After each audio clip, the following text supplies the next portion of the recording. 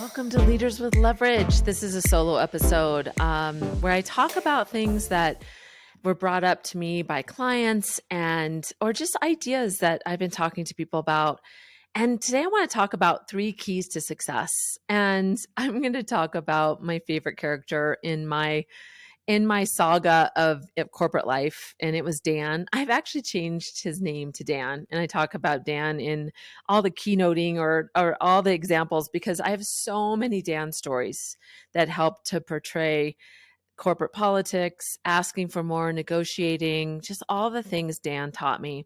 And the reason I mentioned that I changed his name is just because I just thought it was a nice honor to my brother who's named Dan. So I talk about Dan in so many different ways.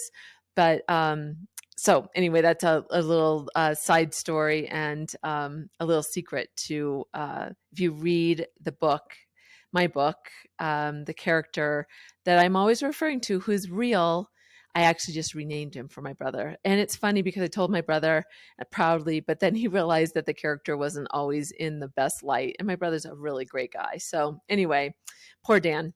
So Dan was my peer, and he was just the consummate, I think that I'm using that right. He's a sales guy, and he just always asked for everything. And he had no boundaries about what he asked for. He would ask for things for our clients. I remember he asked for this really extravagant spa weekend for one of his clients. And our boss, because we worked for the same person, was just like, no. But he still was able to take them to a very exclusive restaurant. So he still got what he wanted. Just by asking. So he really taught me the power of the ask. And he asked for just things that I would never even contemplate. But he ended up getting, he was really the squeaky wheel. He asked for so much, and just out of exhaustion, they would give him a lot of things. So it was to my advantage many, many times because we were peers and there was things that they needed to make sure that there was equal around. I would get things that Dan would ask for. And so I was grateful because I didn't have to ask myself. But the one thing that he did teach me is that, they always anticipated what Dan wanted because they knew he was a squeaky wheel. So when we both got the same size office, but his was in the corner, they gave him the corner office, the one that was just a little bit better, because they knew that I would just take what they gave me and be grateful that they were rewarding me for my contributions. But Dan never felt that same way, and they knew it. So I learned that I became the path of least resistance. And part of it was because I didn't think or seek out what I really wanted. I wasn't clear about where I wanted to go or what opportunities that I wanted experience in.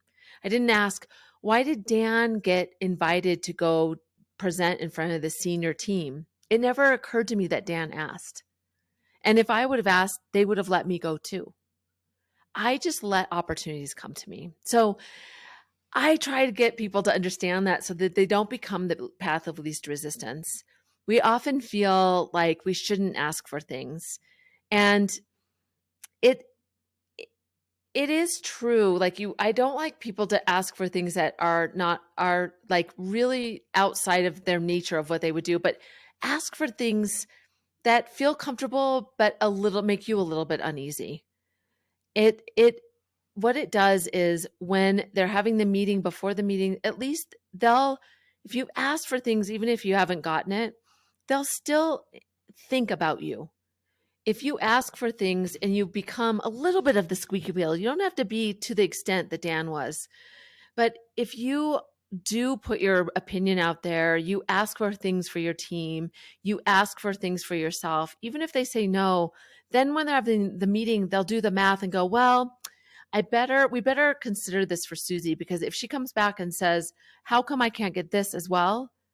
Then they'll do the math before and they'll negotiate with themselves in your behalf. And they did that a lot with Dan. Dan would get things he didn't even ask for because they knew that he would complain or he would push back in some way. So signal your value by just asking for things, noticing that what people get around you, Maybe somebody gets to go to a special training. Maybe somebody gets access to your boss's boss and is able to present to them. Just be aware of those things and find out how they got them. Because maybe it's just a matter of, sometimes we assume that no is easy to say for others, but people don't really like to say no. And they're not always considering you in their head. So don't assume that they are.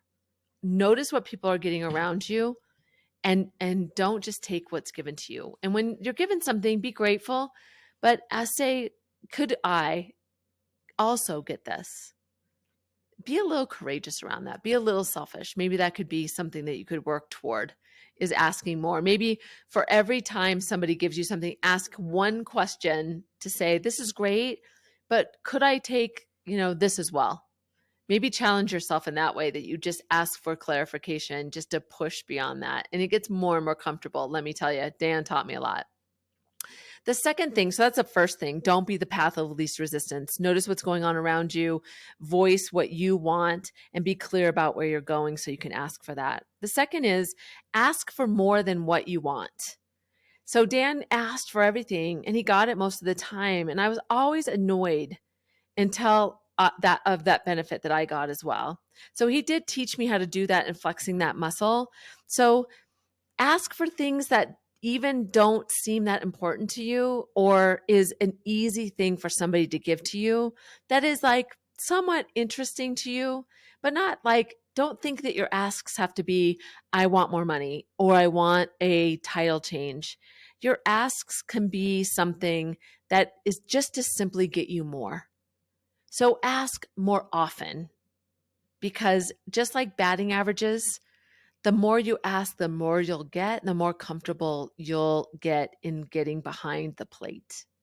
See what I did there? See what I did there? It wasn't even planned. I know, it seems like it. So that's the second thing. Ask for more than what you want, or ask more often. Just put asking as a part of your regular cadence in what you do in your role.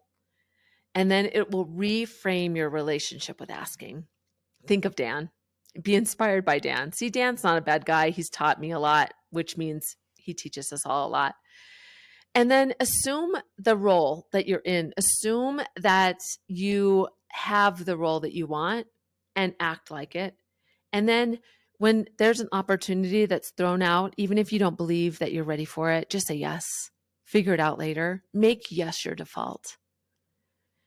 Dan would always assume the position. I remember one time Dan stopped me in the hall and he was like, hey, Susie, I'm going to be leading this project. So I really would I think you being on the team, being on my team would be a valuable asset. You'd be a valuable asset to my team. And I'm like, oh, thanks, Dan. Thank you. Oh, that was so nice that Dan asked me to do that. Little did I know, he didn't even have the role yet. He wanted me to opt myself out. I'm not saying do those kind of tactics, but Dan would assume the position that he wanted. So do that in the way that feels comfortable with you, but make yes your default. When you see an opportunity out there, don't assume that it's going to somebody else. Say, how about me? Even if you don't feel like you're ready. They say in leadership and everything that we do, we should always feel a little uncomfortable, not quite ready. So just assume everything that you do is learning on the job. And so learning on the job, you know what? You'll figure it out.